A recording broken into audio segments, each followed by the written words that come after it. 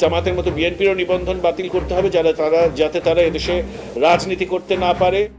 একসময় আওয়ামী লীগ ছিল যেন দেশের রাজনীতির প্রধান নিয়ন্ত্রক। তাদের নির্দেশনায় অনেক রাজনৈতিক দল নিষিদ্ধ হয়ে গিয়েছিল। রাজনৈতিক অঙ্গনে প্রতিষ্ঠিত ছিল তাদের কঠোর শাসন। কিন্তু সময় বদলেছে, এখন আর সেই দিন নেই। ইতিহাসের উল্টো চিত্র ঠিক আমাদের সামনে উপস্থিত। আওয়ামী লীগ, যাদের একসময় রাজনৈতিক প্রতিপক্ষদের বিরুদ্ধে নিষিদ্ধের হুমকি ছিল, তারাই আজ নিজেদেরকে নিষিদ্ধ হতে দেখছে। রাজনীতির চাকা কি আসলেই ঘুরছে, নাকি এটা শুধুই এক নাটকীয় দৃশ্য? একসময় রাজনৈতিক অঙ্গনে আওয়ামী লীগের কঠোর শাসন প্রতিষ্ঠিত ছিল। দেশের শাসনে তারা এককভাবে রাজত্ব করেছে। বিরোধী দলগুলো ছিল কোণঠাসা, গণতান্ত্রিক চর্চা ছিল শূন্য।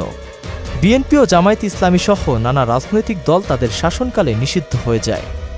একাধারে জাতীয় সংকট, আইনশৃঙ্খলা রক্ষাকারী বাহিনী এবং রাজনৈতিক দলের উপর একক নিয়ন্ত্রণ ছিল।